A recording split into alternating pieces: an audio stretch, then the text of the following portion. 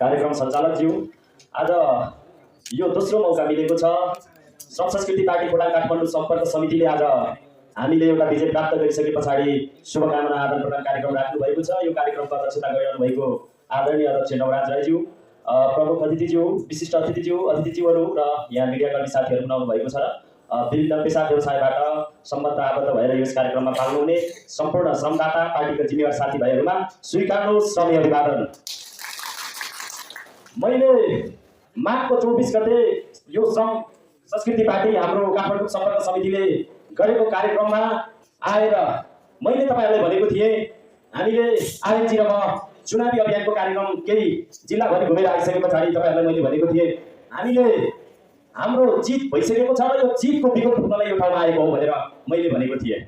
त्यो आज तपाईहरुले हेरिराख्नु भएको छ, महसुस गर्नु भएको छ, त्यो सफल भएको छ र म तपाईहरुलाई आज अर्को एउटा के घोषणा गर्न चाहन्छु भने अब छिटोभन्दा छिटो देशमा स्थानीय तह प्रदेशको निर्वाचन हुने सम्भावना छ। म के चाहन्छु र तपाईहरुले के कुरामा मलाई साथ दिनुहुन्छ र हामी के कुरामा अघि बढ्छौं भन्ने लाग्छ भने अब खोटाङ जिल्लामा रहेको 2 वटा प्रदेश, 10 वटा पालिका, 79 वटा वडा राजनीतिक भाषामा क्लिन स्वीप हुने गरी हामीले त्यो खोटाङ जिल्लामा श्रमको लाभ किल्ला गर्नेछौँ। हिजो हामीलाई त्यस संगठन विस्तार गरेर जाँदै गर्दाखेरि धेरै साथीभाइहरूको नकारात्मक खालको टीका टिप्पणी हामीले श्रमदान अभियानलाई अगाडि बढाउँदै गर्दाखेरि किसिट्युरी र हामीलाई होच्याउने र हेप्ने खालका गतिविधिहरू भएका थिए। हामीमाथि चिया पसलदेखि लिएर विभिन्न उहाँहरूको पार्टीको अफिससम्म हामीलाई गिच्याउने एउटा पात्रको रूपमा हामीले उभ्याउनु भएको थियो। तर आज खोटाङ जिल्लामा श्रम संस्कृति पार्टीको श्रमदाताहरू रोडमा हिँड्दै गर्दाखेरि उहाँहरू दुडो बस्ने अवस्था आएको छ। खोटाङले जनतालाई म सलाम गर्न चाहन्छु, धन्यवाद दिन चाहन्छु। यो चुनावी मैदानमा आफ्नो घरको भात खाएर आफ्नो विभिन्न समस्याहरूलाई थाती राखेर हाम्रो पार्टीलाई जिताउनका लागि भगीरथ दिन रात खट्नुहुने सम्पूर्णलाई म धन्यवाद व्यक्त गर्न चाहन्छु। मञ्चमा आदरणीय नेताहरू बसिराख्नु भएको छ, लोकनाथ दास यहाँ हुनुहुन्छ, चाहिँ हाम्रो गोपालजी बाहिर जानुभयो, लगायत उहाँहरू हाम्रो मन्दिरा यही हुनुहुन्छ। धेरै अब मधेसबाट आउनु भएको थियो हाम्रो एमके दाजुहरू लगायत थुप्रो आउनु भएको थियो हाम्रो चुनावी अभियानका। म यहाँलाई पनि धन्यवाद व्यक्त गर्न चाहन्छु। तपाईहरु भोट प्यास के थियो हामीले पनि सोध्ने मौका थिएन, तर तपाईहरुले पार्टी जिताउनको लागि त्यहाँ आइदिनु भएकोमा खोटाङ जिल्ला कमिटीको तर्फबाट म तपाईहरुलाई धन्यवाद दिन चाहन्छु। म तपाईहरुलाई के कुरा प्रश्न पार्न चाहन्छु भने खोटाङमा एउटा व्यक्ति आएर अहिले जितेको होइन र खोटाङले जित्दै गर्दाखेरि एउटा व्यक्तिले जित्छ भन्ने खालको हामीले भाष्य निर्माण गरेर चुनावी अभियान सुरु गरेको थिएनौँ। मलाई के मैले बुझेको थिएँ भने श्रम संस्कृति पार्टीको महासचिवले हार्नु भनेको राष्ट्रव्यापी रूपमा श्रम संस्कृति पार्टीले हार्नु हो, अर्क सापाले हार्नु हो, तपाईँ हाम्रो श्रम अभिवादन र हाम्रो पार्टीले हार्नु हो भन्ने हामीले बुझेर त्यही हिसाबले हामीले हाम्रो अभियानलाई सञ्चालन गरेको थियौँ। म तपाईहरुलाई एउटा कुरा भन्न चाहन्छु, खोटाङमा हामीले निर्वाचन जितिसके पछाडि म निर्वाचन हुनुभन्दा अगाडि पार्टीको केही अभियानहरूमा एउटा कुरा कमकमै बोल्ने गरेको थिएँ। हाम्रो पार्टीको मूल विचार र सिद्धान्त रूपमा जो हर्कबाद रहेको थियो त्यो आज हर्कबाद स्थापित भएको म घोषणा गर्न चाहन्छु। किनभने जब नेपालमा, जब हाम्रो देशमा विशेष प्रसाद कोइरालाले स्थापना गरेको प्रजातान्त्रिक समाजवादलाई कांग्रेसले लाभ बनाएपछि, जब एमालेको जनताको बहुमतले जनवाद मदन बनाएर स्थापना गर्नुभएको जो उहाँको विचार छ, त्यो जनताको बहुमतले जनवादलाई एमालेले लाभ बनाएपछि माओवादीको गणतन्त्रको भौतिकवादको सिद्धान्त जो माओवादीले नै लाज बनाइसके पछाडि आज यो देशमा फागुन 21 गते हर्कसापाको हर्कवाद स्थापित भएको छ। अब यो तपाईँ हामीले यो सबै प्रचार मैले आवश्यक देख्छु, किनभने हाम्रो पार्टी राष्ट्रिय पार्टी भइसकेको छ। अघि हाम्रो मन्दिराजीले भन्दै हुनुहुन्थ्यो, अब हामी राष्ट्रिय पार्टीको एउटा जिम्मेवार श्रमदाताहरू हो। त्यसैले अब हर्कवाद स्थापित भइसकेको छ। प्रकृति, संस्कृति र प्रविधि यी तीनवटा चिजहरूको जो व्याख्या मैले धेरै गरिरहेन त्यो तपाईहरुले पनि बुझ्नु भएको छ। अब तपाईहरुले त्यही हिसाबमा काम गर्नुपर्छ भन्ने मलाई लाग्दछ। खोटाङ जिल्ला पक्कै पनि भूगोलको हिसाबले, त्यहाँको राजनीतिको हिसाबले हामीले निर्वाचन जित्न सजिलो पक्कै पनि थिएन।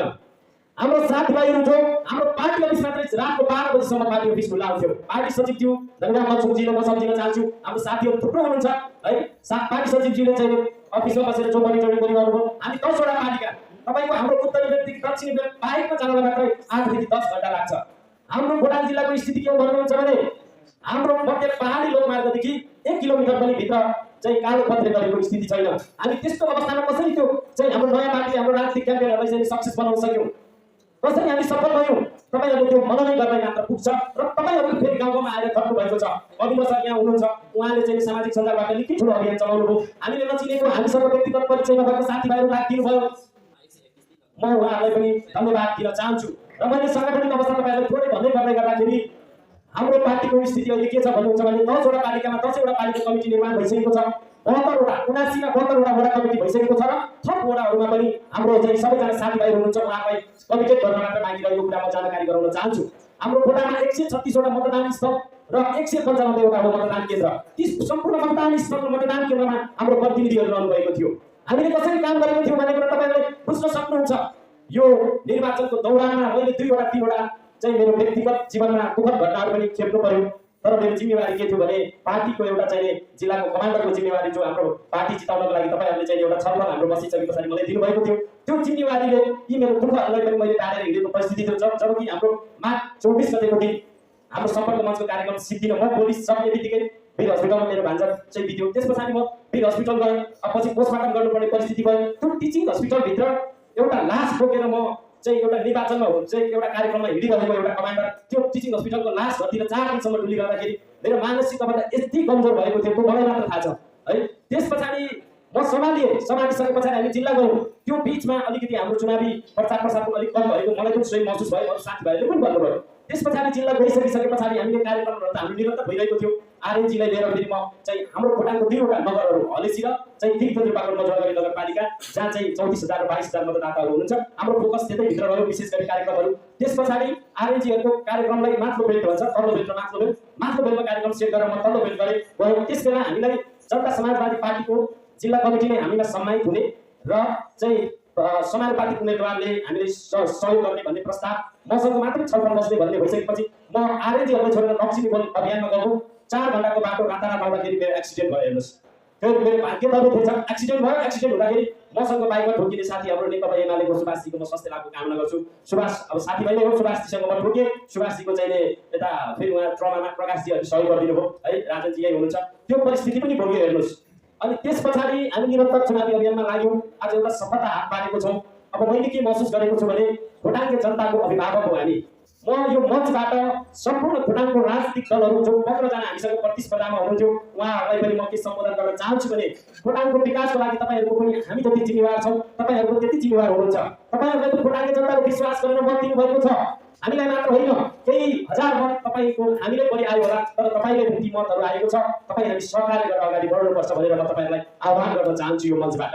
सँगै म तपाईहरुलाई कुमा बहिनीले भर्खरै भन्दै हुनुहुन्थ्यो कि अब विकास है, हामी जितेर गइसकेपछि सर्वप्रथम त जनता कहाँ जाने कुरामा त हामी गइ नै रहेको छौँ।